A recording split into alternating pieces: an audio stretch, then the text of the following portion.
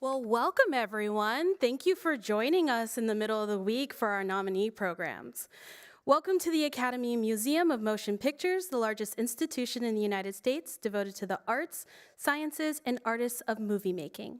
The Academy Museum of Motion Picture acknowledges the Tongva people as the traditional caretakers of the water and land on which we program, curate, educate, convene, and discuss. We honor and respect Tongva ancestors and the Tongva community today, which continue to nurture this land and water through traditional practice, activism, art, and education. We also acknowledge their continued work to safeguard cultural resources. My name is Lahani Cook, and I'm the Manager of Public Engagement here at the museum. Thank you for joining us in our David Geffen Theater for the Production Design Panel, presented as a part of nominee programs. Nominee programs support provided by Clarendell and Domaine Clarence Dillon and the Academy Museum of Motion Pictures official wines. Additional support for nominee programs provided by Delta Airlines. I would also like to thank our ASL interpreters who will be assisting today. Their names are Timothy Lane and ABU Zuniga. Nominee programs bring select screenings of Academy Award-nominated shorts and panels with Academy Award-nominated filmmakers in the lead-up to the '96 Oscars to the Academy Museum for the public. We have additional nominee programs later this week, including panels with the nominees from the categories of Best Picture, International Feature Film, and Makeup and Hairstyling. And on Oscar Sunday, you can join us here in this very theater to watch the '96 Academy Awards, live on ABC. You can learn more and get your tickets at theacademymuseum.org. Before we begin our program, please silence, darken, and stow your mobile devices, including phones and smartwatches. Now, please help me in welcoming to the stage Rose Woods-Wilson, Vice President of Member Relations, Global Outreach, and Awards Administration. Thank you.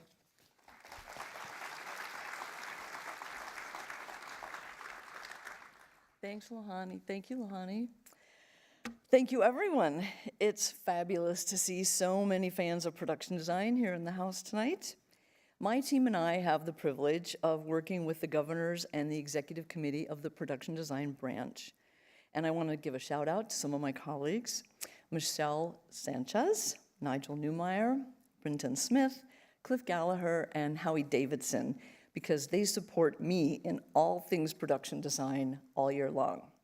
I'm grateful to our colleagues here at the Academy Museum for hosting this event and for helping the branch to celebrate the achievements of the nominees and their teams who support them. It takes a village to make a village.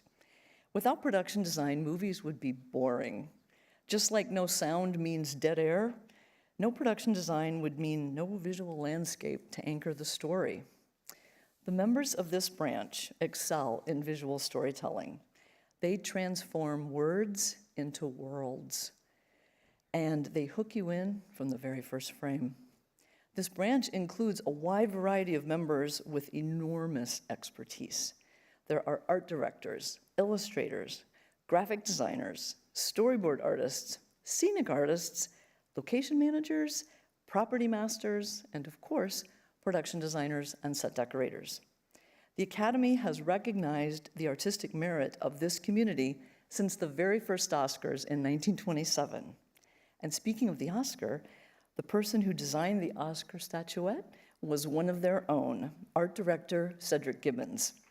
Yeah, give it up for Cedric, yeah.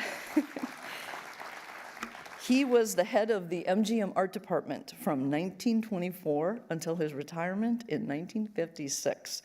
The Oscar is the most recognizable trophy in the world. So thank you, Cedric. So, yeah. So to get to this point where we have 5 nominated films for the Oscar, the governors and the branch executive committee meet at the end of each year to review the credits on all eligible films. Now, typically, the Oscar goes to 1 set decorator and 1 production designer. But the rules do allow for an exception if there are special circumstances. And that's what we have this year with Poor Things, where both Shona Heath and James Price are co-production designers because of their equal contributions. And they are nominated alongside of their set decorator colleague, Zuzia Mihalik. So tonight, You'll get to hear the stories behind the stories. We have some excellent moderators lined up to talk with the designers and the decorators of our nominated films. So I want to introduce you to one of the moderators this evening. He has been nominated multiple times by the Art Directors Guild for his work on The Birdcage, Men in Black, and my personal favorite, Hell or High Water. He is also currently in his 6th year as governor of the production design branch. So please welcome production designer and Academy Governor, Tom Duffield.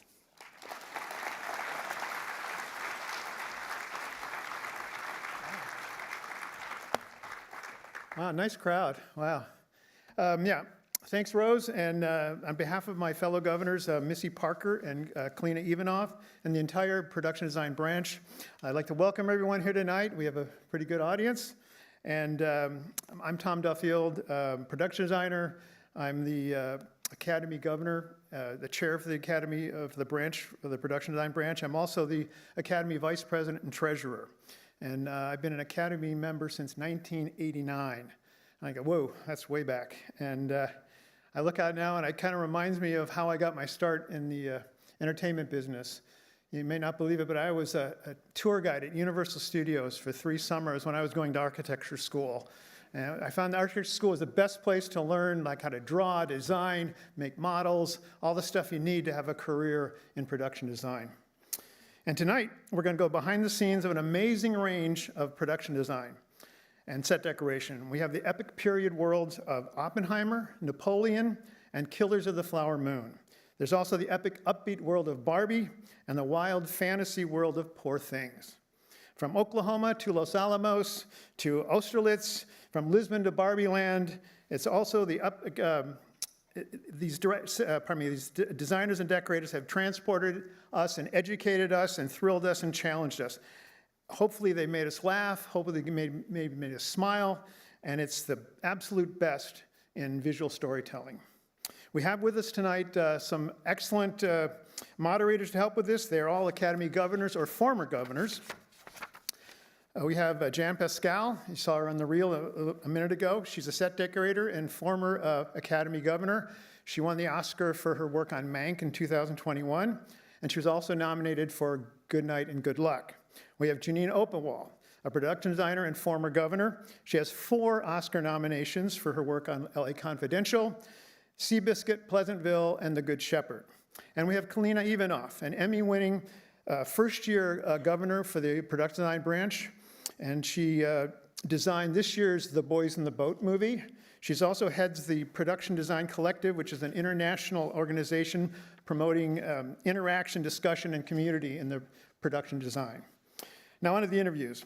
As Rose mentioned, each of us will sit down with one of the teams of nominees and we'll discuss their work. We're going to start tonight with a clip, a peer-to-peer interview with Barbie production designer Sarah Greenwood and set decorator Katie Spencer. They're based in England and they weren't able to get here. And we record these conversations and we make them available to the entire Academy membership because we want everyone to know what the work that goes into making these nominated movies. And it also helps with their voting for the Oscar. They really know what's going on in the design of these movies. We also have to thank Missy Parker, our other current production design branch governor, because she was the one that really helped put them all together. She took the lead in it and helped make all these interviews. And tonight, Sarah and Katie are going to be interviewed by branch members David and Sandy Wasco. They're an Academy Award-winning husband and wife production design and set decorator team. So let's get started with a clip, and next up, Barbie Land.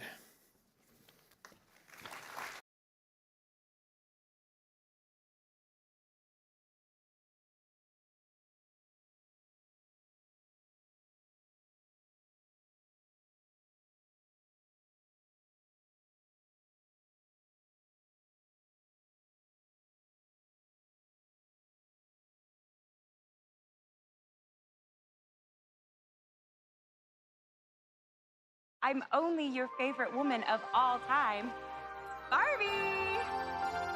This shall henceforth be known as Ken's Mojo Dojo Casa House.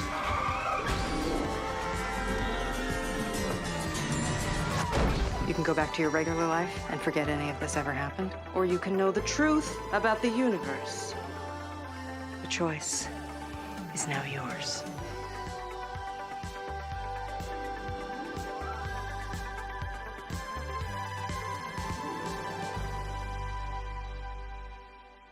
Hi, I'm David Wasco. I'm Sandy Reynolds Wasco, and we're pleased to host production designer Sarah Greenwood and set decorator Katie Spencer, the Oscar-nominated design team for Barbie. Wow. Hello, everybody. Yeah, hi, I'm Sarah. This is Katie. Katie, hi. Hi. Nice to be talking to you guys. Welcome, Sarah and Katie. What a spectacular visual treat of a movie. Please tell us your initial conversation with director Greta Gerwig and how you settled on the guiding principles. It was just like the most epic thing. You know, Jacqueline Duran, who's the costume designer, had kind of said, "Oh, you're going to get this great script from Greta," and it's like, wow. The script was just like nothing else. Yeah. I mean, it read like a stream of consciousness. It was like being inside Greta's brain. And, you know, now you look at it and you go, "There we go. That was simple. That looks simple, but it absolutely was the opposite." But wasn't like it? anything, trying to get the simplicity of something is the most complicated thing to do. You know, we had many conversations with Greta, and the way she describes things and the way she brings things to life, she'll go off on an incredible tangent, you know, but it's just a way of getting kind of what is it about. And you know, and there were no rules. It's kind of like she had it in her head, but there weren't any rules, and what we had to do was kind of make these boundaries. Otherwise it was like, what is it? And that's when we came down to our now kind of famous, like, you know, there's no wind, there's no rain, there's no elements, there's no black, there's no white, there's no chrome. Yeah, it's the absence of things which make all the difference sometimes. But coming to those, it was many roundtable discussions. So they're very philosophical conversations as well.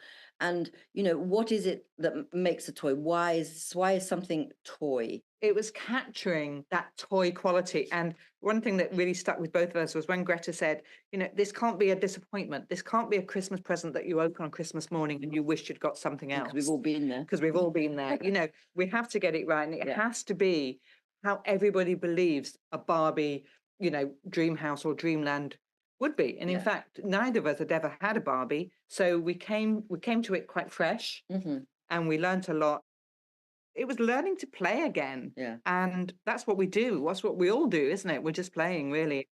Okay, let's talk about the Barbie land that's introduced under the title Run. I mean, you're seeing everything. You see the whole world to the horizon. You see Barbie's house, the neighborhood, the state house. So those things weren't detailed in the script. They all came from these early discussions with Greta, I'm hearing. It's kind of like, what is the world?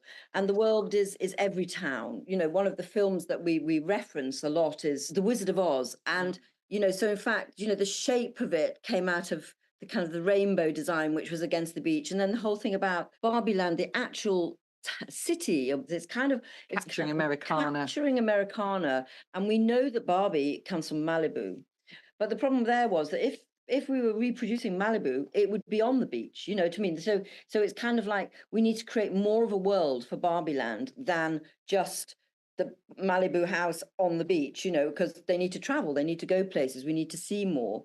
And it's like, you know, Barbie Land, well, you know, there isn't such a place. So to have that opportunity. And I think another breakthrough, Sarah, is when, because we wanted everything to be as in camera as possible and the whole of the sort of the dream houses together, when it was to put them on that cul-de-sac, to put them on that circle. The circle. So the huge difference is the houses have no walls. Yeah. Which is quite a terrifying prospect when you can see from one house into another. Yeah. But I think the way you're putting into that cul-de-sac, I think worked really well. Yeah. You know how we as designers like to give places logic. The cul-de-sac was built around a circle, was in fact the dot of the I in Barbie Land. So when you're looking down on Barbie Land, you see the word Barbie Land written, and the dot of the I is that there is the cul-de-sac.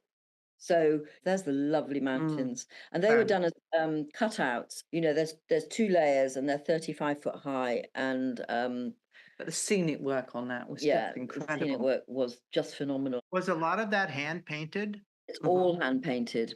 I mean, I don't know. I am in awe of what scenic artists do. I mean, it is something to behold.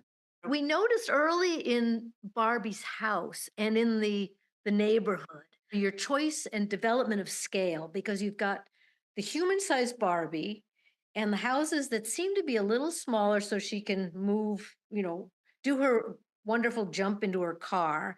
How did you come to the scale of the houses and the props and the vehicles even?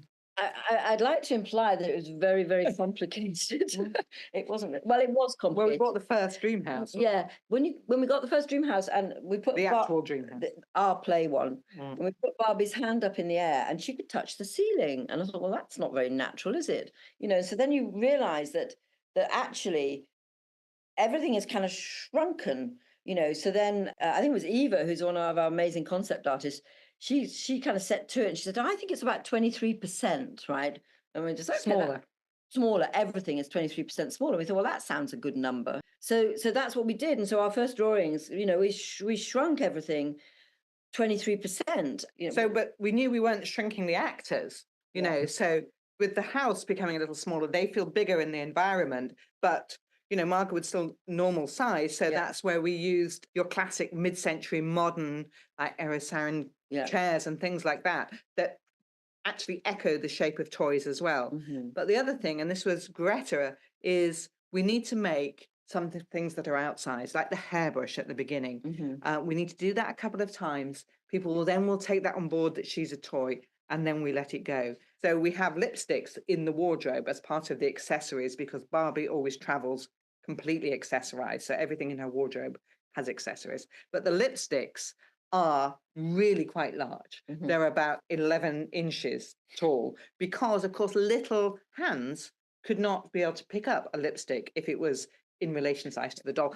And then we just do that a couple of times, and then we forget it, because otherwise, if we do it all the time, it becomes too distracting. And there's the decals. Oh, the decals were a big thing. This is hysterical in the fridge. I mean, the graphics on this is also brilliant, but it reinforces, without being too blunt and too in your face, that we're in a toy land. Yeah, everything within the wall is 23% smaller, but physically three-dimensional. So then you start having the banana plants coming in, and they are all half three-dimensional, half two-dimensional. And then you go back and the palm trees start to shrink. They're starting to scale down, and then the mountains scale down.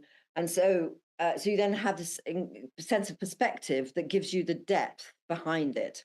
We painted like a dozen different palm trees, and we made a dozen different leaves, and then you stuck them on so that you had that repetitive quality that they have, that toys have. You know what I mean? It's kind of, it's a really strange thing. And actually, we then subsequently found out that Mattel have a name, which is toyetics. Yeah. But of course, we didn't know that. So we're discovering it for ourselves. But, and also for us, things having no patina and no sort of that depth, it was a new learning curve. Yeah. So, and simplifying, so there is the pink house Oval Office. Well, what do you take away from the Oval Office, that simplifies it so you know where it is, but you don't know quite what it is. So it's really pared down. The detailing is pared down.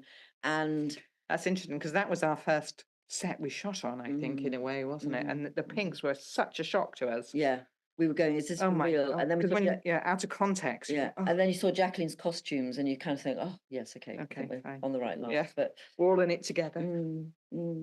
As far as finding the right pink, that was a process, because there are some very, very dirty pinks out there, and to try and find the pure pink took a lot of getting to. Yeah, we all had these little swatches when we finally, rationalized down the colors that we carried everywhere with us. And, as you know, the difference is you put one pink against another pink and it changes it completely. And you put a pink against a blue and that cut. So it was like, and then the graining samples for everything. It was, you went pink blind, like snow blind. Yeah. And then, of course, Ken came along. Yes. That was a very interesting ongoing conversation with Greta, wasn't it? It was like, how ugly? Yeah. Really? Yeah. That ugly? Because the thing with Greta was saying she wanted this beauty to be had in Barbie Land, and then, trying to say to her, do you really mean this ugly for Ken? And she said, yes, I do. And of course, he doesn't redecorate in the normal sense. He just puts his stuff on top. Yeah, it was so naive in a way. It's exactly that. And what we discovered as well is you put all these things that are basically quite unattractive, unaesthetic and ugly but you put them all together and there becomes something quite beautiful about it. Like when you saw the televisions in Kendom and they were all playing that repeated footage of the horse cantering in slow motion. And there's a melancholia and a beauty to it, which also is with Ken, you know, which I loved, which is something that we always learn on a show, don't we? And it's something you can, I learned. Yeah. The low-tech analog sets that transitioned from Barbie land to the real world were a real refreshing alternative to CGI, but they're these Herculean sets that are so big and massive, and you just see them for a fleeting moment, but they sear into the audience's mind. And it is refreshing that they're not pulled off digitally. We both come from theatre, and it was written that in the script it said they were going through the space-time continuum, right? And then you go, no, they're not.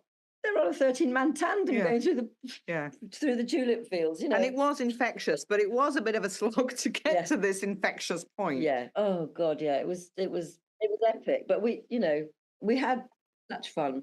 Yeah. The opening scene was inspired by 2001: A Space Odyssey. Were there other references like the Mattel headquarters that paid homage to Sir Ken Adams? Oh yes, without a doubt. And the downstairs was Jack Tatty, playtime. And I mean, what's interesting about Mattel, what Greta described it as a foot in both camps, right? A part in Barbie Land and a part in the real world. The way she described the boardroom was that this looks like the inside of a 6-year-old girl's pink and fluffy heart. That was the brief for that set. Yeah.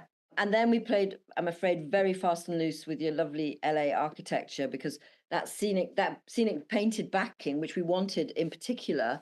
On the right, we turned downtown into a kind of our version of the Emerald City, and we shunted in the Hollywood sign, and there's lovely snow on the mountain. So, and then we actually you can see it right in the back, not that anybody would have noticed, is Warner Discovery right in the background there.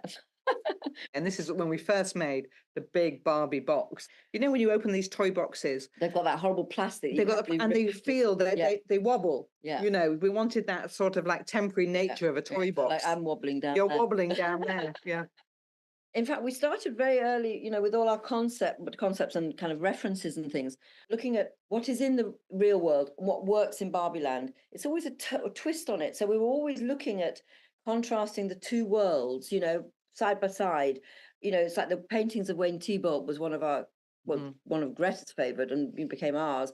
You know, that have in the shadows, they have no black. You know, it's all the colors of the rainbow. And, you know, and you put that next to a top shot of the flyovers of Los Angeles. And it's kind of like a reverse Oz, you know. So we're going from Barbie Land, which is Oz, into LA, which is Kansas, you know. And so you're not going into black and white, but it feels, once you take all that potential of color away, the only color pink is Margot's fantastic pink jumpsuit that they steal from the shop. Yeah. And the whole thing about that was, these guys are landing in LA and they are alien. And actually, for us, it was towards the end of the shoot that we came out to LA. And when we actually went there and saw the mountains for real, and saw the golf course, and saw all of this, you know, we've been looking at in photographs for months and months and months, and it was like the icing on a cake. We were like just 10, weren't we? We were like world. 10. We were just, you know, so excited. Just like, but you know, I think, you know, so it's a kind of, what's interesting is it's almost like an outsider's view as well, isn't it? I mean, we take, you know, we're messing with an icon here, and it was like an amazing leap of faith that Greta had in us and asking us to do it as well. Katie, your accumulation of sort of repeated items like the umbrellas, it gives it a continuity. Yeah, absolutely it does. That's also trying to get in the toyetic quality of everything. So it's like all the dream houses were the same, but they were all different. All the beds were the same, but they were all different. You know, they had different covers and things like that. And I think it's like, if you were a child, you know, you'd want to collect the whole set. So we wanted to get that across. And in fact, this is a toy that we made that was when Kendom takes over the world. When all the toys are flying off the shelves and they're going to be put into the back of the lorry, that was the toy that we made that was in the boxes. We had the most extraordinary team of makers, drapes people. I mean, we made all the those horses, you know, and everybody worked so hard on this show and was involved. You are only as good as the next person you were working with. And a lot of these wonderful things you made, they were inspiring to the director to include them in story bigger. Yeah. And all of the Kens, you know, it was just like the way they immediately inhabited it. I'm assuming you didn't have the sets ready to rehearse in. Did you have to do a mock-up of some sort somewhere for these big, vast Busby Berkeley dance numbers that you did? This is an interesting thing, is that the whole third act almost took place on the beach. And it was like, this set is not going to sustain it. And one of the things that we'd all really liked and Greta absolutely loved was Singing in the Rain. So we thought, right, what about if we transition from this set into the one that's kind of ombre, pink and blue? And the other film that we've all really liked when we were watching was Grease, right? You know, in the Grease scene where in the garage, and they go under the car and it goes white, you know, and they're all clean. And so that was it. So we stole another stage for a week to paint the floor and put the rosters in. This one. Get this in. They rehearsed it, and it was all done absolutely on the hoof. And we shot this in a day. Can you believe it? And I mean, this is it. They are geniuses. You know, look at all these fantastic boys, you know, and it's like, wow. And also the beginning of this sequence, when they come when the Ken factions are fighting, it was like Saving Private Ryan. That's why we put them on pedalos. Yeah. You know, and we're taking all the sort of violence out of it. Like there's no guns, there's no anything, no water pistols, nothing. But look at that. That's brilliant. Yeah. Can we talk a little bit about Weird Barbie? It's a weird Barbie. She started life as a Barbie, as a beautiful Barbie, and then she goes cranky and wrong. And so the whole thing about the house and the furniture and everything was, it started life as a real dream house, and then it just went slightly cranky, and all the, you know, there's no right angles on it, is all the colors just ping more. This is the last main set we shot on. We shot on this after we'd been in the States. We came back and finally did this. And it was written like there was lots of paper and all these scrolls in this. And by this time we had realized we're not having any paper in Barbie Land. And also dirt and clutter would not have been right. It had to be absolute perfection as well, even though it had to look crazy. Yeah, and Weird Barbie is the sort of receptacle and the keeper of all the secrets. You know, you go to her if you want to know anything. So we knew it was Kate McKinnon. So what do we do? How are we going to do this? Because there's no traditional furniture, as you would say. And so we made what we called it a Pandora's box, which is a box that we put all the good things as opposed to the evils of the world. We told, you know, we went to speak to Greta and said, look, you can pull this around, you can take anything out. Everything was in there, including a snow globe. My personal favorite was a potato. That's the box. But that's it. So that was like a little microcosm of Weird Barbie Land. You've all worked on some amazing, amazing movies. Did you have the feeling when you were working on Barbie that this was standout special?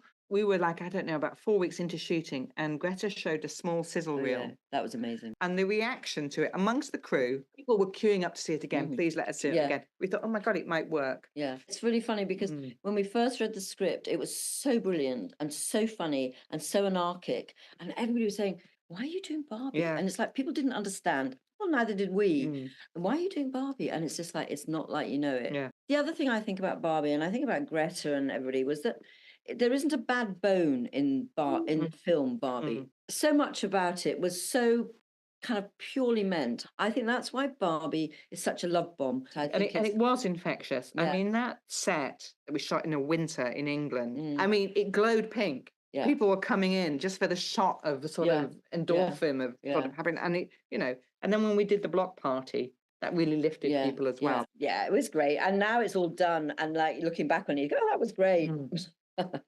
Still makes us smile every time we see it, I've got to say. Congratulations. Really, really fabulous. Congratulations on your nomination. Yeah. It's lovely to talk to you as well. Yeah, really nice. You know, our fellow colleagues who understand us in our weird ways. See you soon. Bye-bye. Bye. Santa Barbara. Yeah. Look forward Bye. to it.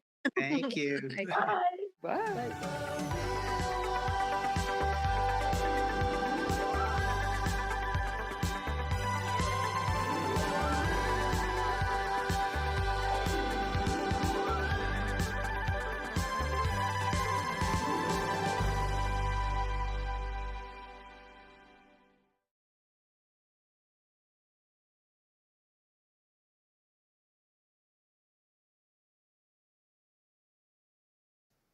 Hello again. I mean, wasn't that amazing? Incredible production design and set decoration. It's their 7th nomination. It's amazing. But now we're going to take an amazing visual trip back 100 years to the Americana world of the 3 O's, Oklahoma, the Osage, and the oil fields. Here's a clip from the nominated film Killers of the Flower Moon.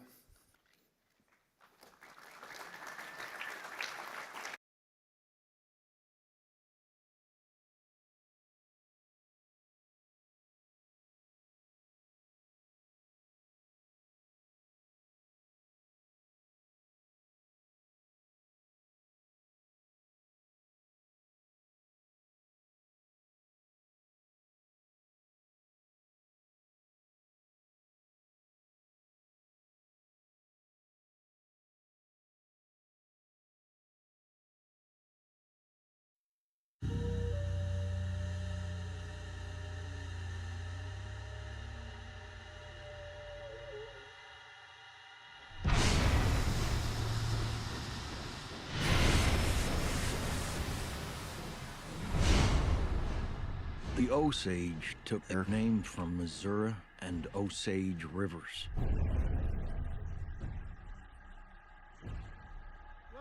Niukanska, children of the Middle Waters.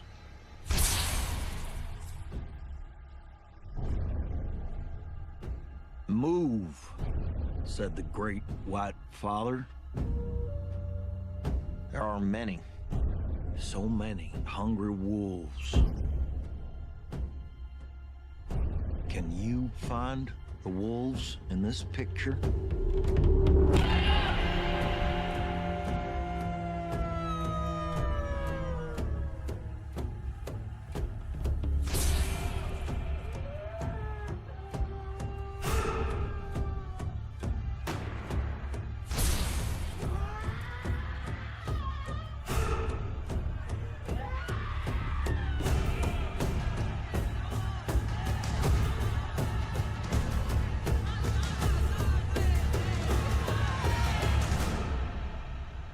Can you find the wolves in this picture?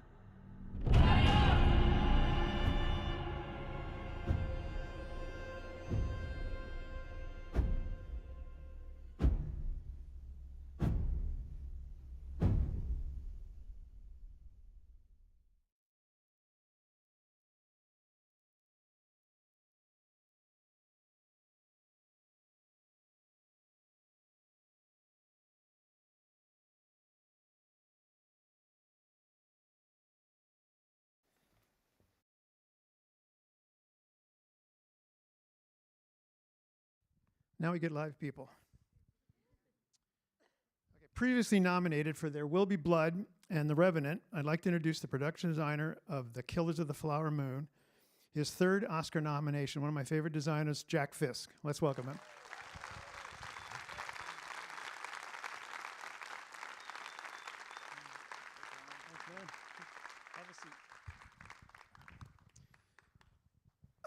You know, I could talk to you for hours about your movie, but we only have minutes tonight, so let's get going.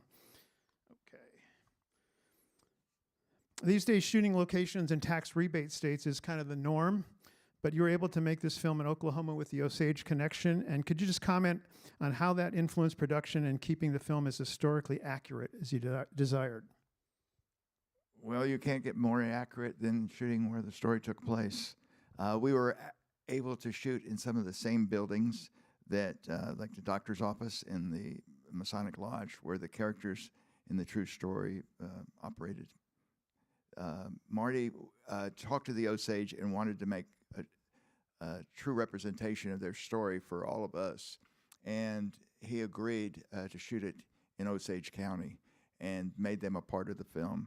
So it was really a labor of passion and love and responsibility from us. Well, it brings me one of the key points of doing a great period film, and that's research. I mean, did you find it online, local libraries? Did you have a researcher? How'd you do it? You know, David Gran wrote a wonderful book about the Osage, and he donated all of his research to us for Wow. for our needs. And Marianne Bowers, who is an archivist for Marty, spent several years in Osage County interviewing the people of the Osage Nation and continually contributed research to everyone on the crew. So we were in sync with wardrobe and in sets and set dressing. Okay, now the main Fairfax town location, how and where was it located? And was production in the art department based nearby? I'm sorry, you got. I didn't. Oh, I'm sorry. The main Fairfax town, the main street. How did you find that? Was it, and where was it located? We shot the main street of Fairfax in Pawhuska. The town of Fairfax has been so decimated by leaks in the roofs and tornadoes that there wasn't enough there to make a town, to the disappointment of the people in Fairfax. But Osage Nation gave us 2 blocks in Pawhuska that were falling pretty much apart. There were about 3 businesses on those 2 blocks. And we went in and did remediation on the buildings so that we could enter them and found some, wonderful places to shoot. And we're able to dress it like it was in 100 years ago. The buildings that were missing and the spaces in Pawhuska between the buildings where buildings had fallen down or been taken down, and buildings that were unattractive, we put up fronts fashioned after research photos of the real Fairfax. Well, this is kind of a continuation of that. I mean, my favorite shot is looking down the street, seeing the cars racing at us, all the texture, the signs, the graphics, the awnings, the people. It was just a really great energy set. And what else did you add to it? Did you bring in the telephone poles? I noticed you put the train station at the end of the street. Did you have to bring the train and the tracks and all that? Yes, we built the train station. We put in 1,600 feet of track, and we brought a train and 3 Pullman cars from Arkansas. The town, we brought in dirt. We brought in a lot of 100-year-old cars and awnings. We had to replace almost every pane of glass in the 2 blocks that we shot because it dried up and fallen out. But it was fun. We're looking at the research of the period gave us so many clues of things we could do to make it more real. My favorite set there in that street was the Pool Hall Barbershop. I mean, that was so cool with those big glass picture windows in the front, and they had such activity out there that it really made the set with a lot of energy. Was that a scripted combination, or is that something you guys came up with? You know, Marty, the Pool Hall was an important set in the film, and when I was a kid in Illinois, I used to get my hair cut at the pool hall. So I had the idea of incorporating the barbershop into the pool hall, which Marty loved. And he wanted a large pool hall, and we found an appliance store on the 2 blocks that we were turning into our town of Fairfax. And using that building, we tore out the drop ceiling, exposed 12-foot walls, clear story windows above the glass windows, just opened up the whole building on one side to the street that we were dressing. So we got double the value. We had a set which was a pool hall, which was a great scale. We had, I think, 12 pool tables in it and a couple barber chairs. And we looked out onto the street, and the ADs were so smart. Every time there was something scheduled for the pool hall, they would fill up the street with extras and cars, so you could always shoot any direction you wanted and see activity. Your set decorator, Adam Willis, couldn't be with us here tonight, but can you speak to his contribution in the film and his efforts to get all the period correct set dressing? And I noticed he was very thorough in his period practical source lighting. And the wallpaper, the period wallpaper was amazing. Adam, I'd worked with on a previous film. He was very excited about this movie. The wallpaper, we printed most of it, or had printed. And the furniture and the pool hall, the pool tables and the stoves, all that came from Oklahoma, Kansas, Missouri. That stuff exists out there. I don't think you could have found it in a normal dressing shop, a place that rents dressing. Sure. So he sent out surveys and found all the electric lighting, all the furniture, everything we needed, and brought it back to a big warehouse in Pawhuska. So we pretty much had our own store that we could work out of and dress things in just a short minute. And Molly's house, a lot happens there. Was the design interior and exterior based on a research or the actual house that she lived in? I found the actual house that Molly lived in. Of course, it was 100 years old and had changed a little bit. It had aluminum siding, but it was too small to shoot in. It was in the village of Greyhorse. So we found a location out on a ranch that was in the prairie. I wanted to see a lot of prairie and not modern construction. So we found an area that mimicked her home in Greyhorse, the shape of the stream, you know, and the hills. And we built everything out in that location. We had to put some roads in to get the crew in to work on the buildings, but it gave us such a great feeling of the period. I mean, you saw nothing. You saw no antennas. You saw no other houses, no signs, no buildings. You only saw what we put there. And that really helped, I think, the actors and Marty, and I know it helped me get lost into the period. Your color palette in the film seemed to have a very earthy feel. You had tans, browns, off-whites, and faded greens. Could you give us your insight to that, as your research must have been mostly in black and white? The research was mostly in black and white, the research of that period, but I found a lot of color photographs. There was a formula called autochrome. I think the Lemire brothers had developed it, and we were able to look at that and see some color. It was a little off, but the other thing I did was bought a lot of color charts off of eBay of different paint companies from the 20s and the teens. And we went through those color charts and we put together a palette that worked for our film. And then we took a lot of things from nature.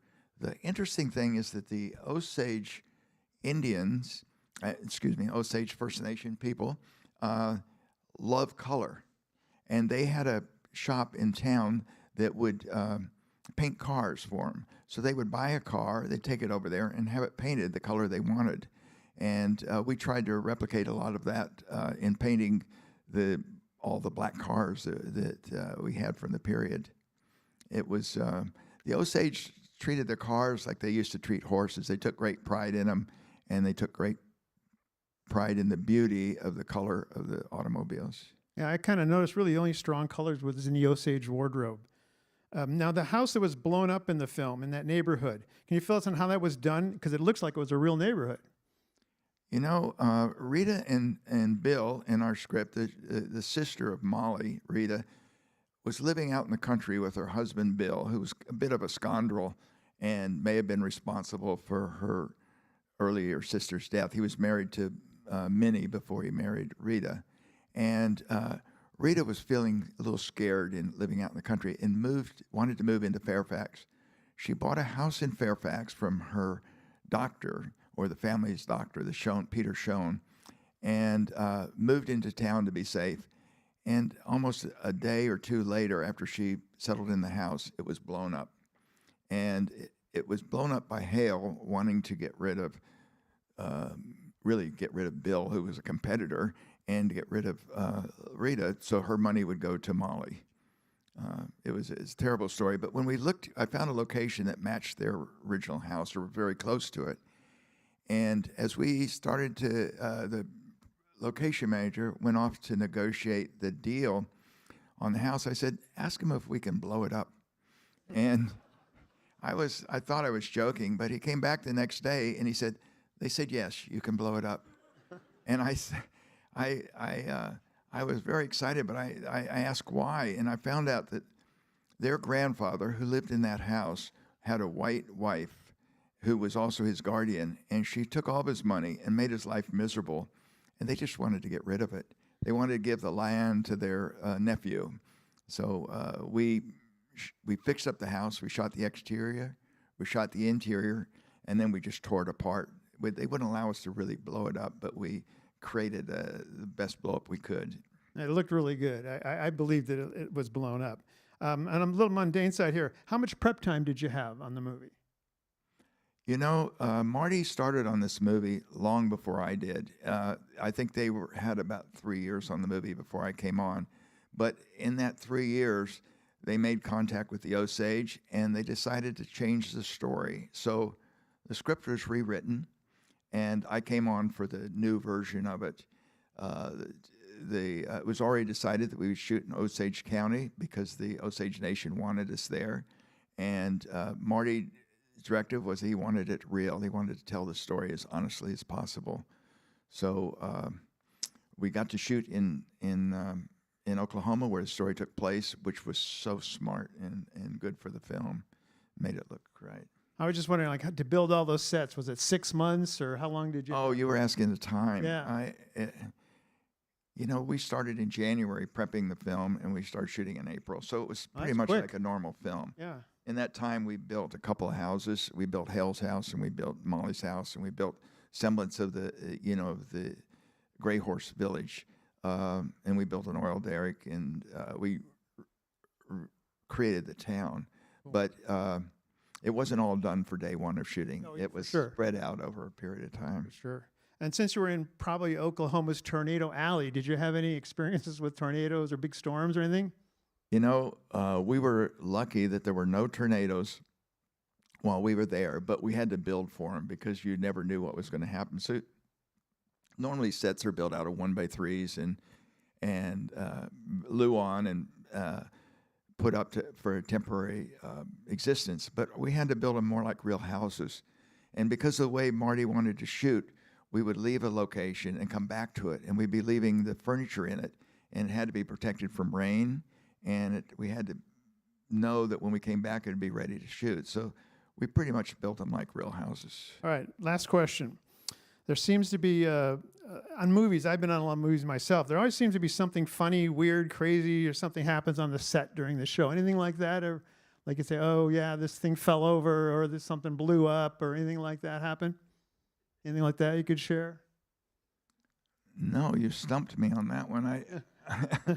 Then I'll go one more question then. About how many CGI shots were in the movie? CGI is a great tool for all of us designers.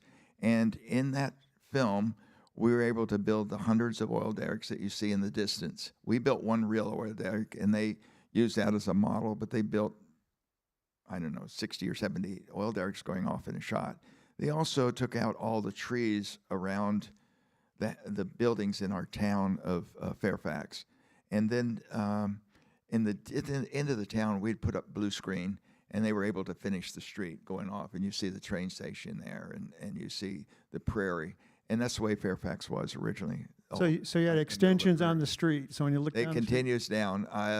I did some sketches for them, little paintings, and I showed them pictures of the real Fairfax, and their artists, finished it off. I thought they did a great job, and it gives us the illusion that we're in another place that you couldn't find without their help.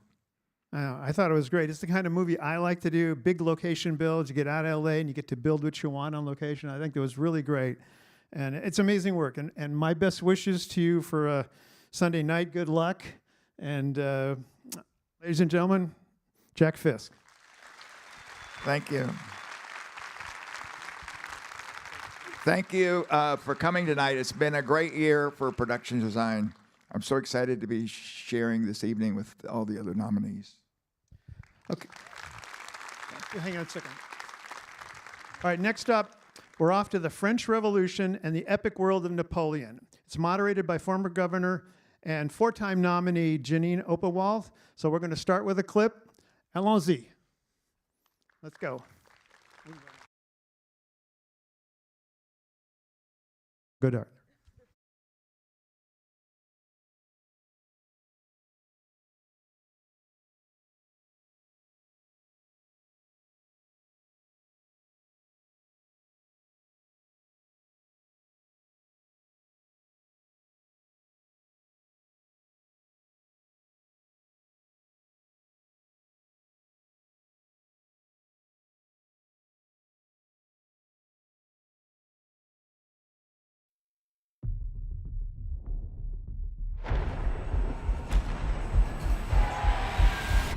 No doubt you'll send the chaos in the streets. We must make an example, or France will fall. What would you do if this assignment of defense was transferred to you?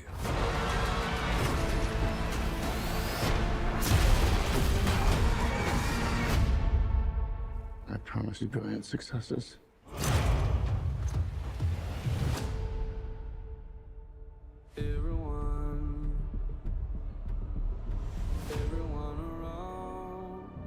What is this costume you have on? This is my uniform. I led the French victory at Toulon. What is your name? Napoleon. As the course of my life just changed. Napoleon. I'm destined for greatness.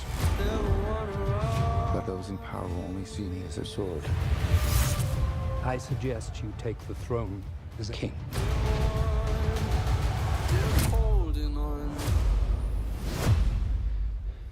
Shall we vote?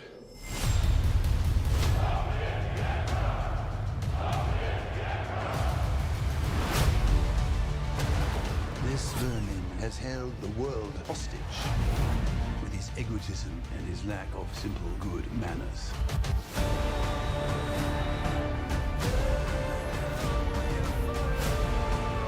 You think you're great? You are just a tiny little brute that is nothing without me.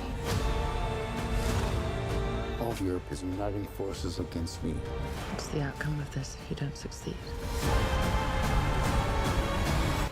Your Majesty, we are discovered. Good.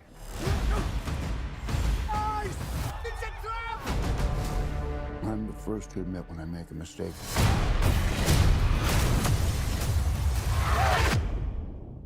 I simply never do.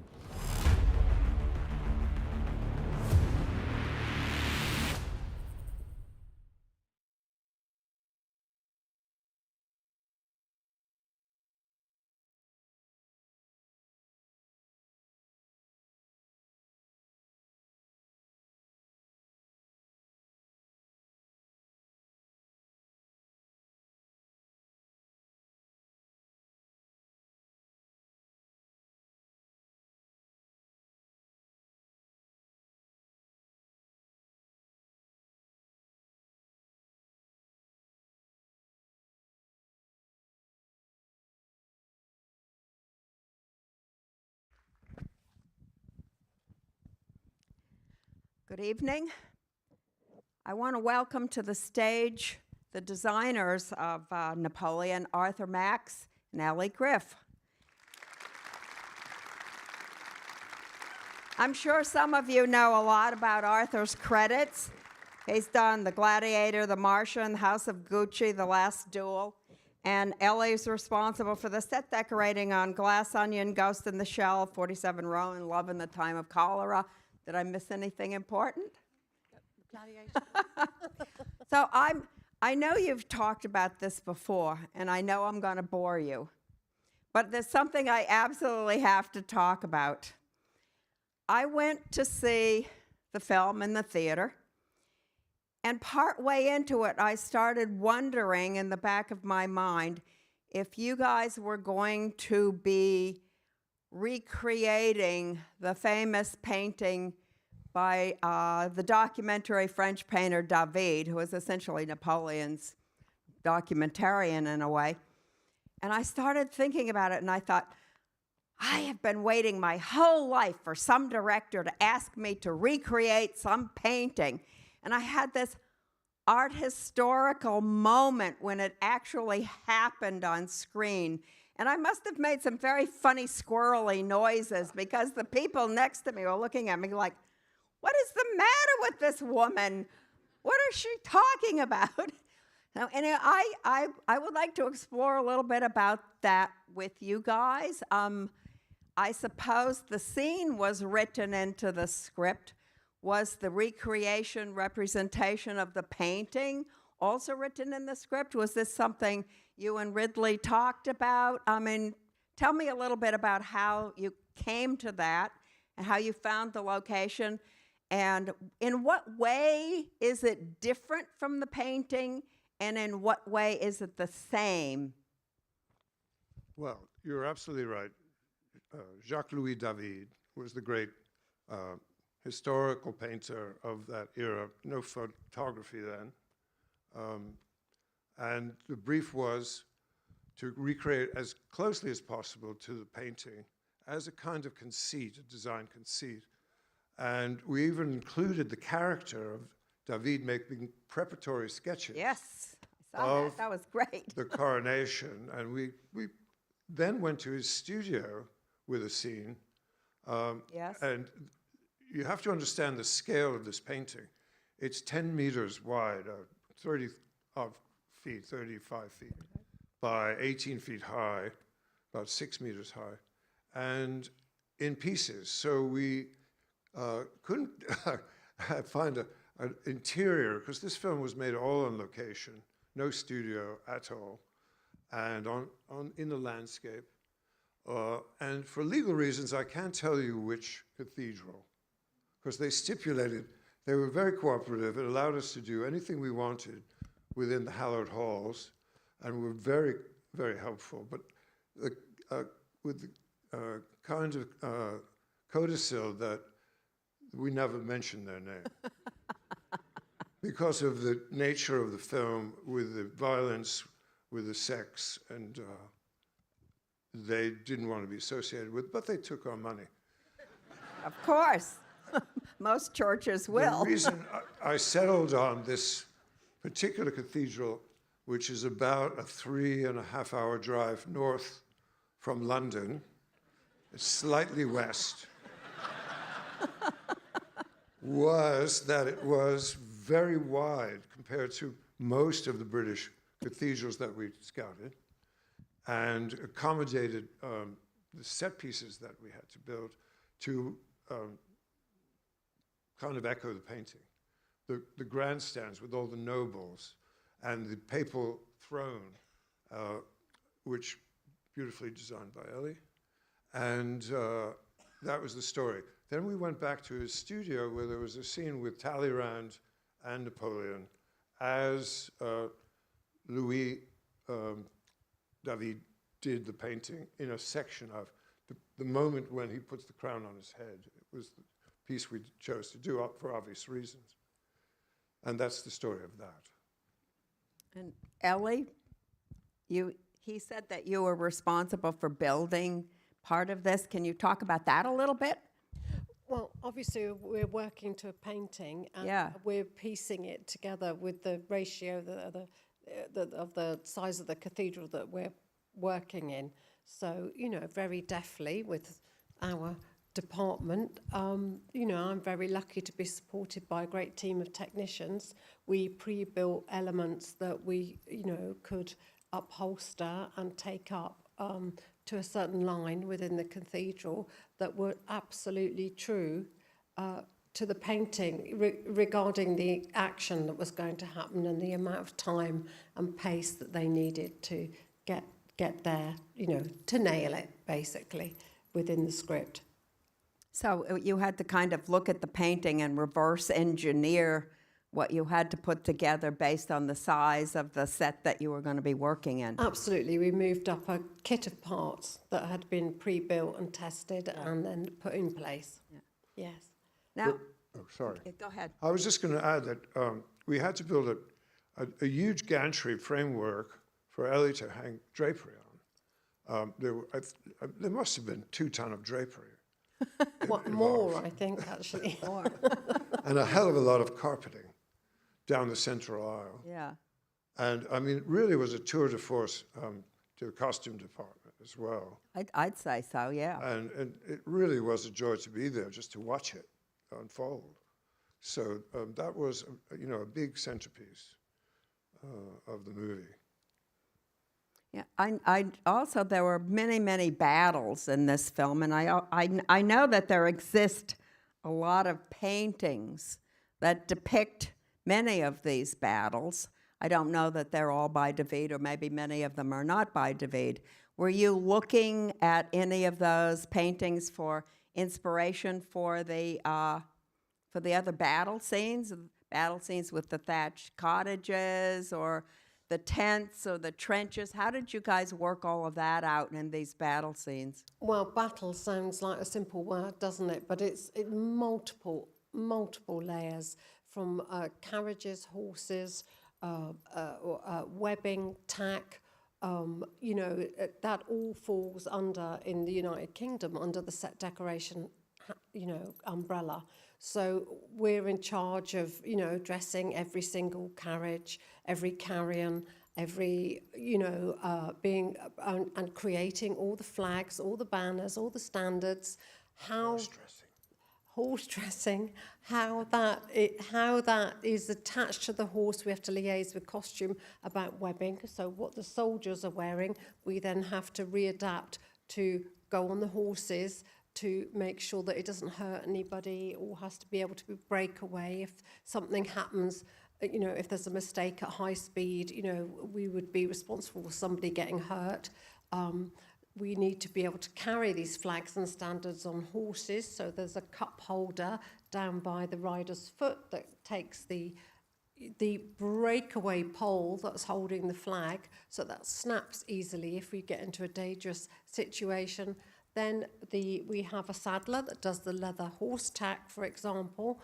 On top of that, if you have mounted drummers, we have to do the webbing that holds the infrastructure of the drum. If you have the drummers that are marching, we have to organise the webbing for that again, in a breakaway approach, so that nobody can get hurt if something goes wrong. And then on top of that, we have to research and make sure we're absolutely correct with each legion, each department of the army, French, English, Russian, German, Austrian, that we're absolutely correct for period. And that's all generated as a side responsibility under the set decoration department in the UK. So it's a lot of work, a lot of research, a lot of trust, and all those layers. We actually made on Napoleon 700 sets of independent horse dressing. Yeah. That's quite a lot. Yes. I noticed when I was sitting in the theater and watching the film that the battle scene in which the cannon go through the people, through the ice, dragging the people down, the fighters. It was such a beautiful scene of abstract horror. And that seemed to be, for some reason, the scene that many people I know in the theater were going, can you talk a little bit about what was involved with that particular scene? Because I noticed there was a visceral response from the general audience that I saw the film with first. Sure, I could talk about that. There was from Ridley initially a conception about a frozen Austrian mountain ice lake that he'd actually shot on a toothpaste commercial. Aha. Don't ask me the name of the toothpaste. It was in the period where I met him initially was in advertising, doing TV commercials. And so he ran this toothpaste commercial, which was shot in an actual frozen ice lake. So we ended up trying to find a location, and what we ended up with was a disused airfield, which was only, what I would think, maybe 400 yards across, and then relying on visual effects to expand it. And also it was two locations because it was completely flat, which was suitable for the ice lake, but you needed the cannon position high up above that. So we went to another location in England called Bourne Wood, which was a beautiful natural amphitheater surrounded by forests, where we shot initially first Gladiator. Oh. And so we recycled that location, built part of the battle, his tent camp on the clearing above, and then dug entrenchments and installed cannons with the idea of expanding that, widening it a couple of miles across, and meeting on the other side back at the airfield in Abington. I can mention those names. They were very happy for us to mention that. And that's where Ellie did her Austrian-Russian camp, because they were allies against the French at this point in the story. And we also built an island in the middle of the lake, artificial island, and then we covered the whole thing in snow. We also built a fishing village on the edge of the lake, which was built in situ. There were no workshops. It was all built in the field with steel containers as depositories of no green screen. It was container workshops. Okay. So every morning they would take the tools out, and every evening they would put them back in. This is like really like one of Napoleon's campaigns. Yeah, it sounds that way. It was a battle, with the wind and the rain and the elements. It was like being, on campaign. For me, which I really enjoy. Also, I mean, when it comes to these battles, and we dug a great big swimming pool-sized tank in the field at the airfield for the ice to break through, with horses as well. And that was a combination of real horses up to a point, and then mechanical rigs, and then visual effects, all combined to composite together that sequence. And then an underwater tank to get those looking up shots. Yeah. Ridley's always been very fond of Alexander Nevsky, which was a Russian film. I think it's Eisenstein.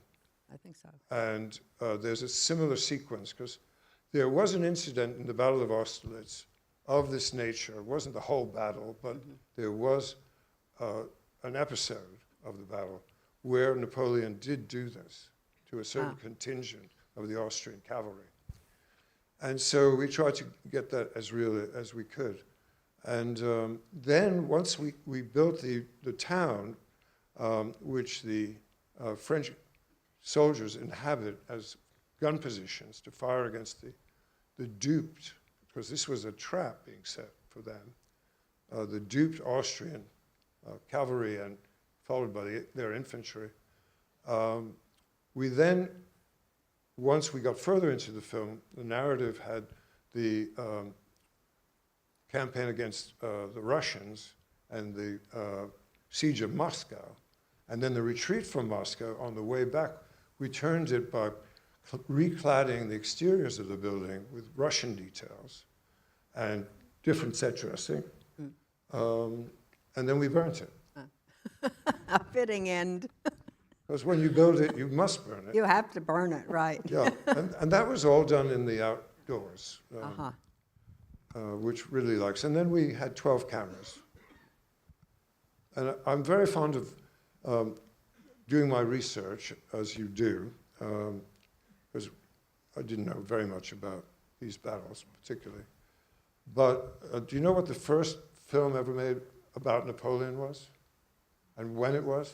I only remember the old Abel Gance movie about that was already... That was probably... Well into it. Right. There are over 140. Oh, wow. The first one being in 1897. 1897. It was a 1-minute silent by the Lumiere brothers. You may have heard of them. Yeah. And I might have heard of them. It was a painted proscenium backing of a room, and it was called The Interview with Napoleon and the Pope. And the set was 2 chairs. We went a little bit further than that. I think Ellie can speak to the amount of at least 3 or 4 furniture. chairs. We have 41 seconds. I know. We're done. But I did want to ask one thing. I'm always very fascinated by visual metaphors in a film that elucidate a lot about the character. And there was a scene or two, actually, where Napoleon is walking on the map of Europe. Oh, yeah. And I was thrilled to see this because it seemed like such a perfect visual metaphor for what was going on in the story. And I'm always very happy when I see things like that. And I'm sure that you were thinking about that. And is there another visual metaphor you want to talk about before we skitter off stage? Well, I think what I'd really like to let the audience know is that for both the French fleet in the Battle of Toulon in the beginning of the movie and the British fleet, which was really the launching point for Napoleon's career, that there was only one boat. Yeah, in fact. I think I remember hearing that. That's Yeah. one about multiplied, like I the wanted- lobes and the fishes. I wanted 6, and we agreed with the producers 2, and then one of them couldn't make the journey. Oh, it had to dear. turn back. And we ended up with 1. So all credit to the visual effects department, who did both fleets, and we only had the 1. Well, that's a whole other subject to discuss how the art department works with the visual effects department. And since we're grossly out of time, Oh, good. I guess we're going to skitter off stage while everybody can watch. Thank you. Everyone can watch. Thank you very much. Everyone can watch the upcoming nominated film, Oppenheimer.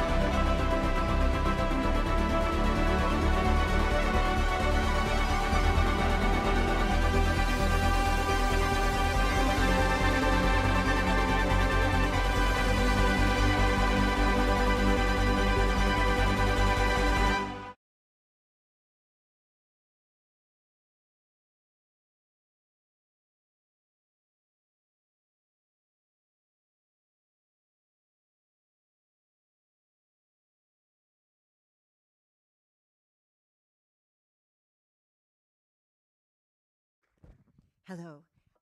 I would like to bring to the stage the fabulous team of Oppenheimer, 2 incredible women, Ruth DeYoung, the production designer, who you know from movies like Nope and Us. She has a very long relationship with Jordan Peele. And the set decorator, Claire Kaufman. You know her work from Little Women and White Noise, Noah Baumbach's White Noise. Welcome, ladies.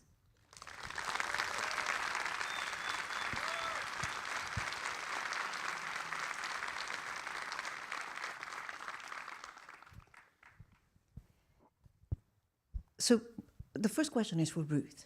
This is your first time working with Christopher Nolan.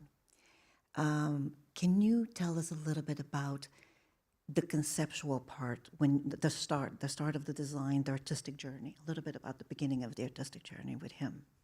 Yes, it was my first time working with Christopher Nolan. So it was a little bit of a get to know you period. And the way Chris likes to work, I'll back up. I was on Nope with Hoyte van Hoytema, who's the cinematographer of Oppenheimer, but also was on Nope, along with the special effects team, Scott Fisher. So there was a lot of Chris's crew that I had gotten to know through the making of Nope.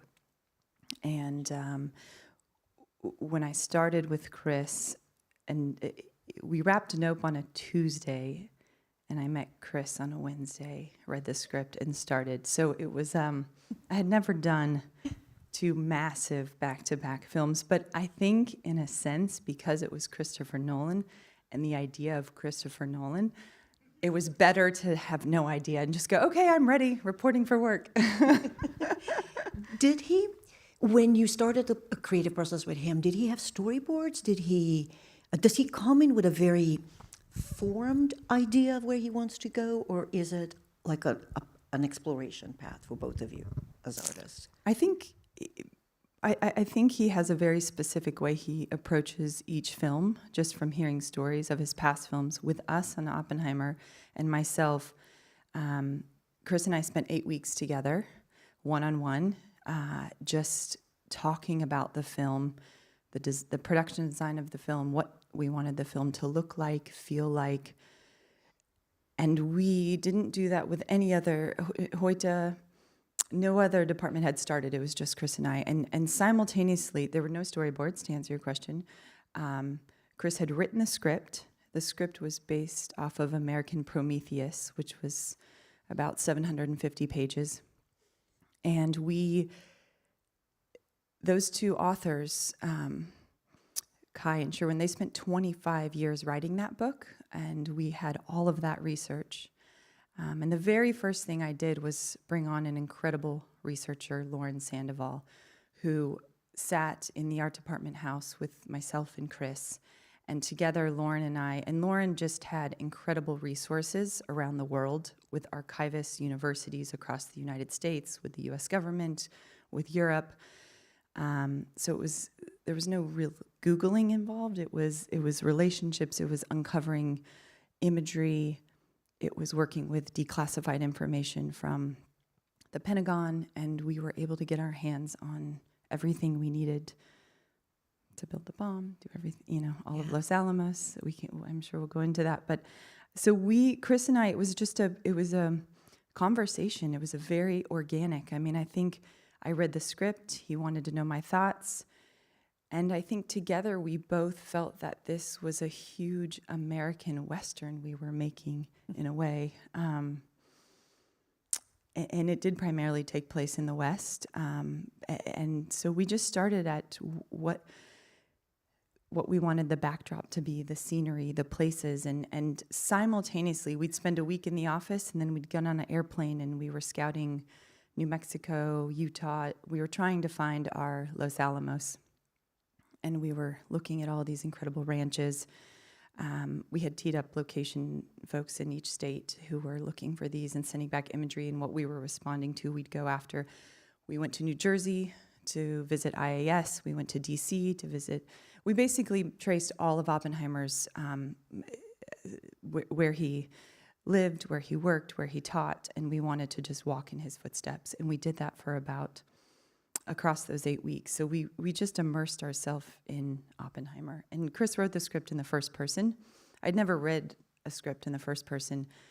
And so I immediately knew Chris wanted to tell this story through Oppenheimer's eyes, and we would be Oppenheimer through the entire story. And that was the directive, and the rest was a very organic dance on picking our locations. And we knew we wanted to world build the entire town, all of Trinity, the tower, the base camp, and Chris wanted everything to be 360. He chose in this film to not do VFX, so no set extensions. So that, it was very daunting, but again, you just head down and you keep going.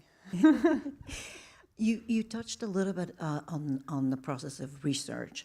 Can you both elaborate about accuracy, historical accuracy, and how that played into some of your decisions and some of your artistry?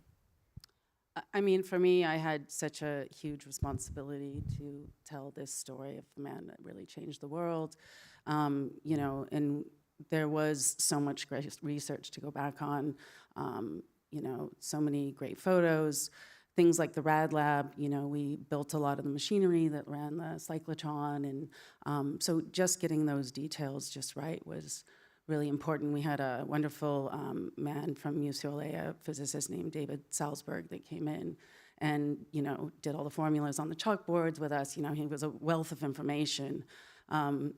You know, and the other great thing for me as the set decorator of this film, unlike some of the other period films I had done, you know, this went from the 1920s to the 1960s. So it was just so much great stuff to be able to do. And Yeah, the sheer scope of the movie is amazing because you have to go through so many decades and really give them a personality and capture that. The other thing, go on. No, but I wanted to make a point about that because we crossed 5 decades, but Chris and I very early on we had this conversation because we had this 2-story house which served as our art department, and we had plastered the entire script in research. So you could walk through the halls of this house, floor to ceiling, and see all the imagery of all these historical events, and see the real thing. And Chris walked in my office one day and he said, "This has been incredible because everyone's walking in, reading the script, and almost by osmosis, just soaking all of this in." But he's like, "Now, Ruth, it's when you and I divorce ourselves from all of the research." He said, I'm not making a documentary. I don't want to make a documentary, and Oppenheimer has to become our movie. And that was terrifying because then I'm going, we started to talk about cars, and he goes, I know we're in 1925 or 1924, but all of that becomes so distracting. And I'm going, but if they see the grill of a 1933 car, and Reddit they'll be like, that is not. And he's like, but listen to me. And then we had this language where he's like, I do not want to be precious. I want to take all of these decades. And the same directive went to costumes and props. And if I want to cut things in different places, I don't want. We would get in arguments over water fountains. We'd get in, different telephones, but he was right because ultimately we both agreed that we wanted the film to be timeless, and it was less about being a perfectionist on, well, that phone would have been the exact phone. It was more about not making anything distracting in each. And just the audience being able to lose themselves and it to feel timeless, and they're in that moment. And so when he was shooting the cars, even, you're never seeing the grills or the tires or the things that would call us out as being inaccurate. You're seeing shapes, you're seeing, so Chris and I developed a common language throughout the entire film of being not precious. Claire and props, I think I would say Guillaume Delouche, our prop master, had they were more scrutinized in that way, but I think tonally, wouldn't you? The objective was to be not obsess over the fact that there is a 1970s water fountain in there. You guys try to find it. There's perfect. The other thing that unifies the look is the color white, the choice of white, and I interpreted it as that. Because these people lived in a lab, that it was the world of a lab being transferred to all the environments. But can you talk a little bit about how stripped down the look was for both of you? This was not a fussy design in any point. It was very pure, and that's what a lab is like too. There was a kind of very simple architecture and lines and purity about the design, which was really beautiful. I also heard you talk about white and IMAX, so that's why I wanted to talk to you a little bit more about the color palette and the color white and the IMAX of it all. That was interesting. I learned, having gone through Nope with Hoyte, and we shot Nope on 65 and also majority on IMAX, so I was learning a lot from Hoyte about color and how IMAX can really soak up saturation. And Hoyte is the first cinematographer, God bless him, that is like, bring me white. And it was so freeing. And when we came over to Oppenheimer, those buildings, it was the T section, and the T section was known as the technical section, and it sat behind the barbed wire, and that's where the highest level of work on the bomb was being done, the gadget. And I had my favorite white picked out. It was Glacier White, Benjamin Moore, because it was a subtle, it wasn't a bright white, but it wasn't gray, it wasn't too, it's my favorite white, and I use it in everything. So and Chris approved it, Hoyte approved it.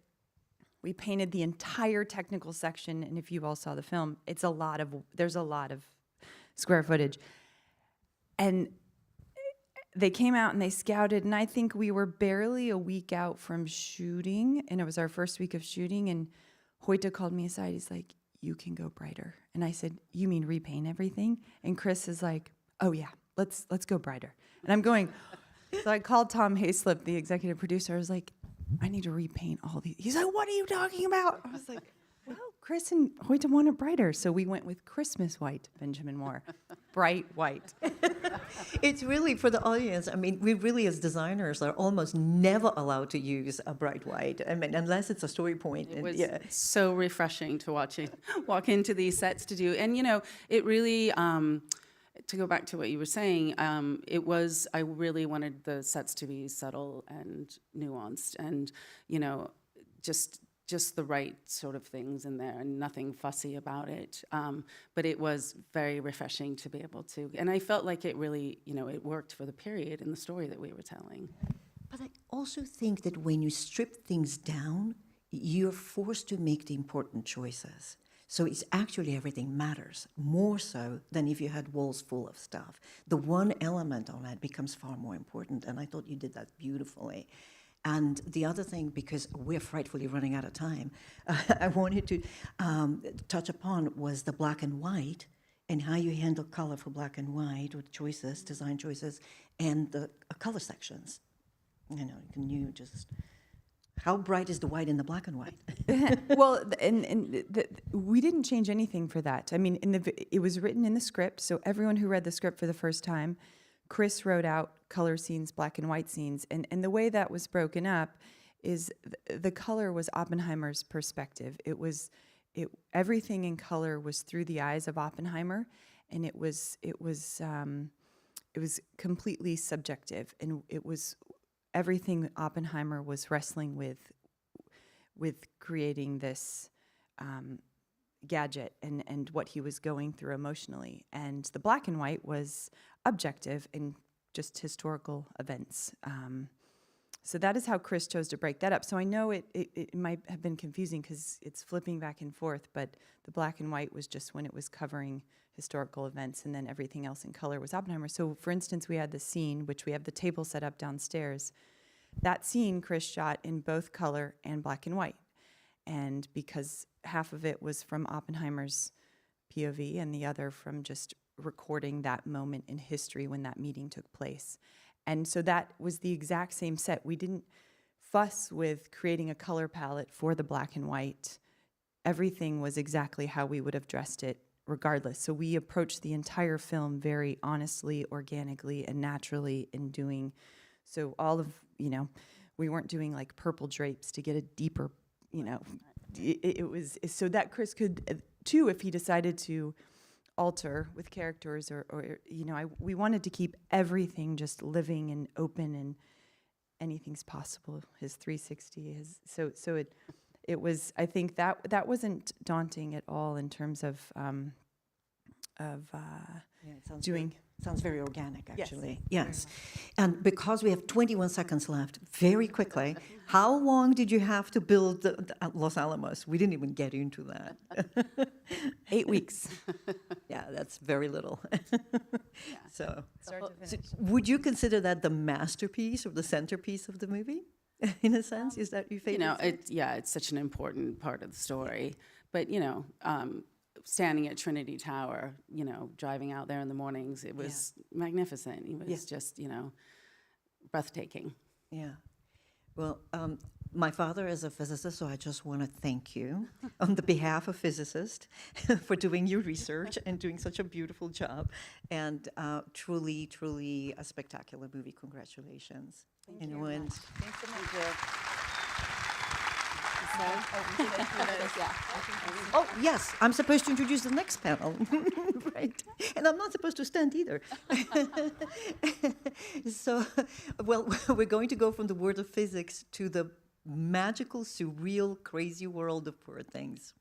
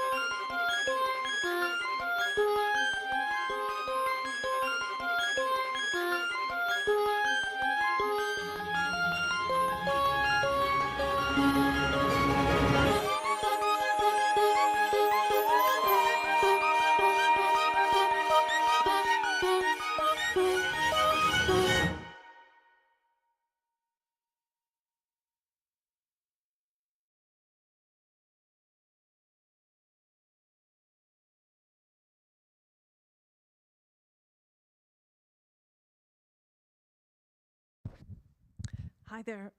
So for our final, hope everybody's still awake, our final team, I'm proud to introduce Shona Heath and James Price, who are the production designers for Poor Things.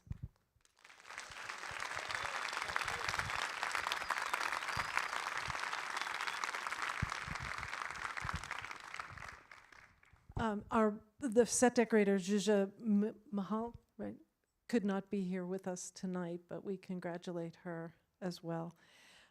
So I have to say, you had me at the opening credits. The quilted credits were incredible. And we'll get back to the upholstery in a bit. But there was so much to discover in each part of this film. It was really remarkable. I want to know, first of all, so much of this was captured in camera, right? There's very little, believe it or not, there's very little CG. So can you talk a little bit about that? You built so many practical sets. I mean, the house, right? The interior, the surgery, the ship, the interior of the ship, the marquetry on the walls was just incredible. Can you just talk a little bit about how your process was? And also, these two had never worked together before and had not worked with the designer. So talk a little bit about how you two tackled this huge, huge undertaking. It was just incredible. Well, I think I'll answer the first question about the CGI, really. Unpick that bit. I lumped a lot in there.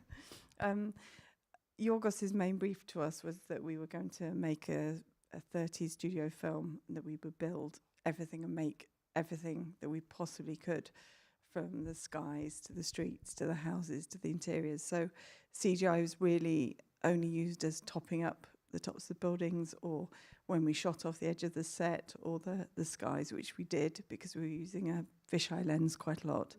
And obviously the chapter headings also, we shot every element individually for real, but put them together. So we collaged using CGI as well.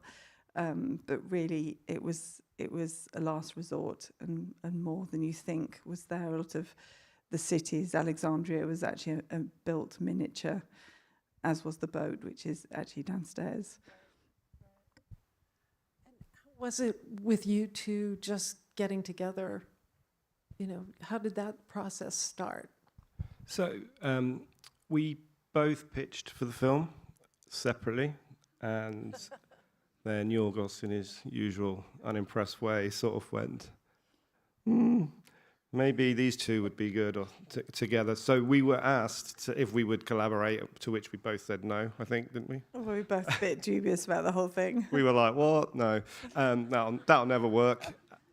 So then Kasia Malapan, the co-producer, convinced us to meet. So we met. I went to meet Shona in her workshop studio, and to see if she was crazy, because you never know when you meet.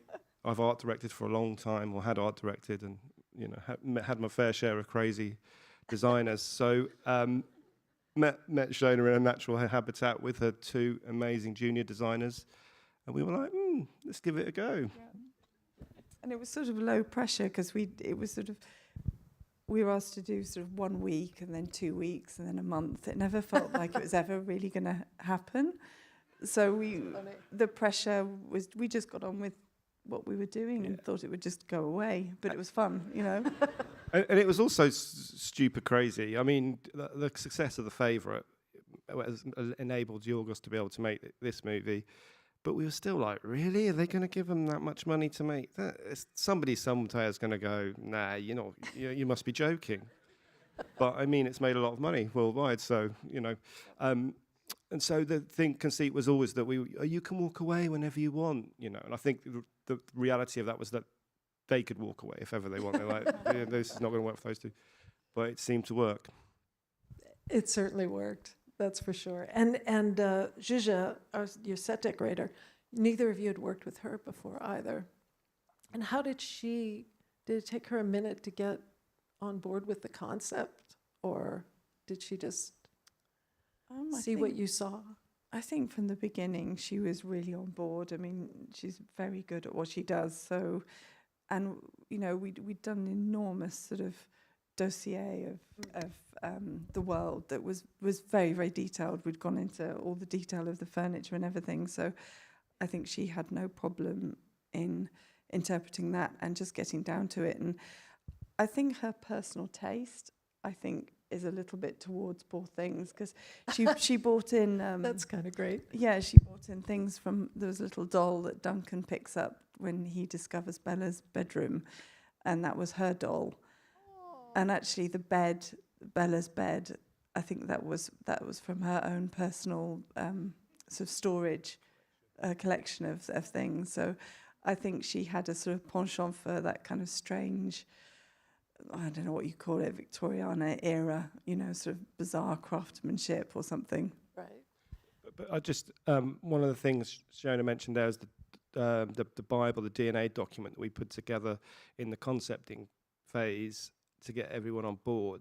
That really was the DNA to the whole movie. So when we started this process of the film coming out, and we started going on Q&As with other HODs like Jerskin, the composer, and Holly, they had this world that we'd created in document form, which really is the DNA of Poor Things. And when you start hearing them talk about it, it's like, well, we had the art department document, and we knew what this film was going to be. But we started with a blank page, and Yorgos just going, so it's got to look like a studio movie, but made with today's techniques. So, it's not a pastiche of a 30s movie, but it will be a new thing. And so good luck. Yeah, see you in a week, first of all, if you were. And so then we're left scratching our heads going, what are we going to do? We sat down and talked about what we didn't like and did like, and kind of tried to make a dogma, and they evolved from that, you know. I know, it's so terrifying when you realize that everyone else is depending on what you've prepared. Oh, yeah. So you built the whole Lisbon scene. I don't know if hopefully you've all seen this fabulous movie. She wanders quite a bit in Lisbon, and that was all built on stage, right? Yeah, that was all built on stage, and actually, like you said, she wanders a lot. And James and I, we were trying to sort of sell the route in which she would get lost to Yorgos. So if she goes down there, then she can go. And he goes, yeah, but can she go down there as well? And she had to be able to get lost in many different ways, not just one way, which was something that he never stopped, did he? It's like we had to do more, and around every corner and every single end of a street. We couldn't stop the street with another street. We had to see a view. We had to see the outer world, which made it really hard because everything just had to carry on until we literally just ran out of studio or ran out of the world. We couldn't ever stop it, could we? That was built in Korda Studio in Budapest, and it was the biggest, I don't know if it still is, but the biggest soundstage in continental Europe. There are bigger ones in the UK, but that was the biggest one, and so it was massive. I mean, that wraparound backdrop, which was painted by Steve Mitchell and Nigel Hughes. Steve Mitchell appeared a lot in the Barbie video, actually, and I know that Arthur's worked with him, because he was telling me last night, Steve Mitchell is the kind of godfather of British scenic painting. He's a legend. And on that backdrop, we had Steve Mitchell, Nigel Hughes, and Tommy Jolliffe. And there are only a finite amount of people that can just paint a backdrop which is 150 foot long and 60 foot high, right? And we had so we brought those. Everyone else was Hungarian, and this craftsmanship was incredible there. But we had those three guys on that stage painting all the backdrops. And that was an amazing moment for me personally, because I was like, geez, I've only ever had one of these guys on a film before, and now I've got the three of them. And it was, you know, that was real fanboy stuff, having photos with them. And wow, that's incredible. I mean, that artisanship is, but all the artisanship, the craftsmanship in this film was unbelievable. The plasters and all the architectural details, and then the sort of schmear, you know, it's not quite fresco, but in Baxter's house. In Baxter's house. Yeah, that was in the interior. Actually, that was a bit of a sort of last resort, desperate. We designed the sitting room with these sort of splatter effect, and we just couldn't get it right. The painters couldn't get it right. I think because we should have done it flat on the floor. We just couldn't get this effect on the walls that were already up. And in the end, we'd made this rustication, which is this sort of gnarly kind of brain texture that's on the outside of buildings in England a lot, in lots of different places. We'd had a mould made of that, and so we ended up using the panel of that for the interior, and then actually when we painted it with plaster, we ended up leaving the raw colour of the plaster quite a lot, because in Hungary they had this very beautiful coloured plaster, and actually practically the whole of the house we didn't paint. Once it was all done, we like, you know, that looks great, let's just leave it. The work they did was really extraordinary. Yeah, the ceilings in that room with the ears, that's all raw plaster. Because in the UK it's this horrible, like, fleshy colour, isn't it? And it's just disgusting. You'd never leave a set that colour. But yeah, it just took on this. It was an amazing quality, because it wasn't quite even, and it almost became like marble effect. Yeah, that was actually the thing we agonised over most, that finish in that room. Yeah, wasn't it? That was the one that Yorgos sort of absolutely sort of, he wanted what we'd originally designed. He was quite, actually when we designed something and concepted it, he was quite keen that what we built looked like those concepts. So what we learned to do after that was, as soon as we found a prop or whatever, we continually upgraded the concepts. So, and then get them to him on his office. So it'd be like, well, there, it's just like the concept. But what he didn't realise was we were updating the concepts to fit around the solutions that we'd discovered. But don't tell him that. Very crafty. I love it. That's fantastic. It really was just so beautiful. Now, I have to get back to the upholstery. Oh, good. That upholstery on her walls was incredible. And then the upholstery on the floor, how did that come about? And there's a scene where she paces back and forth when he's dying, when God is dying.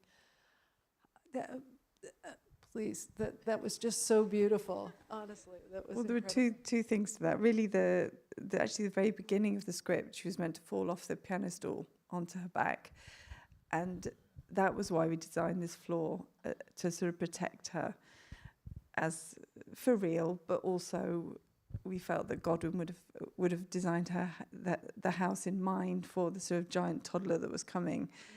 So that was why the sort of spongy memory foam floor was there. And the quilted panels that were in her room had a similar effect, that they were there to sort of buffet her head if she hit herself, a bit like you put bumpers on a cot. It was the sort of same effect, but for this grown-up who would be in this room.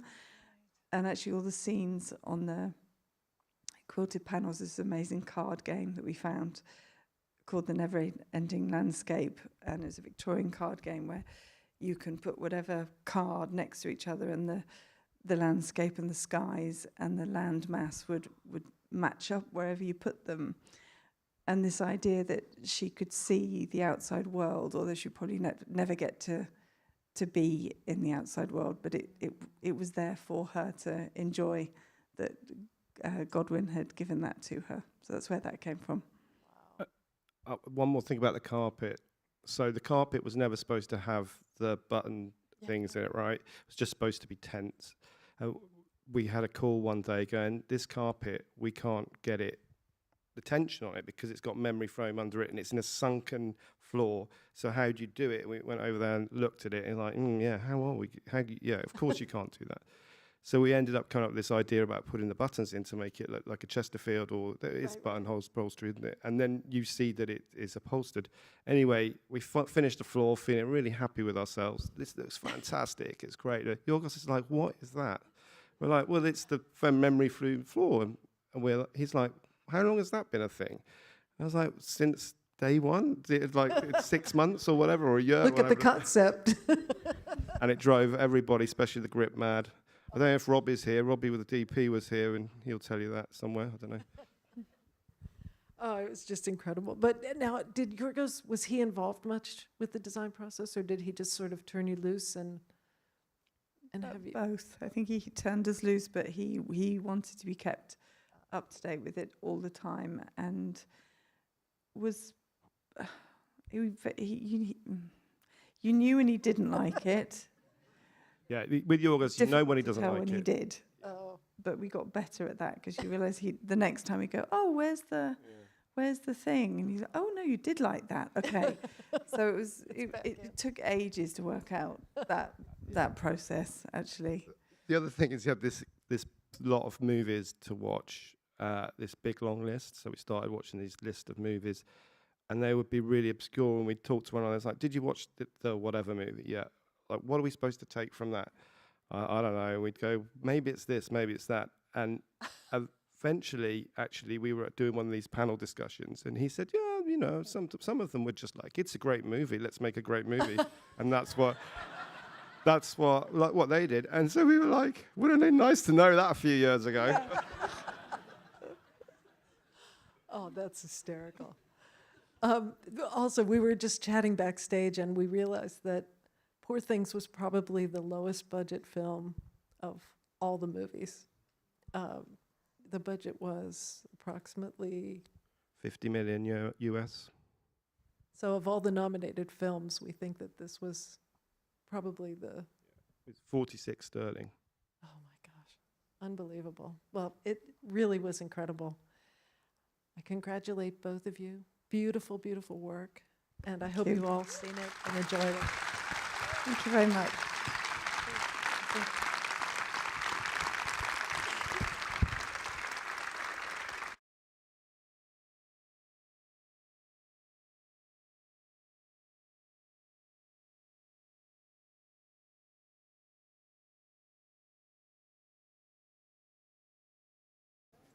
Now you got me one more time. 5 amazing looking movies. I mean, I think this year's crop of nominees is some of the best we've ever had. I hope you enjoyed learning about the amazing work that goes into these nominated films, and thank you for everyone for your interest in production design and learning about what it is we do. I'd also like to thank the nominees, the moderators, the Academy and Museum staffs for all their efforts tonight. And finally, Sunday afternoon, 4 o'clock, the Oscars are on. It's an hour early this year, don't forget. And so thank you all for showing up, and drive safely home. I think it's still raining outside. Thank you.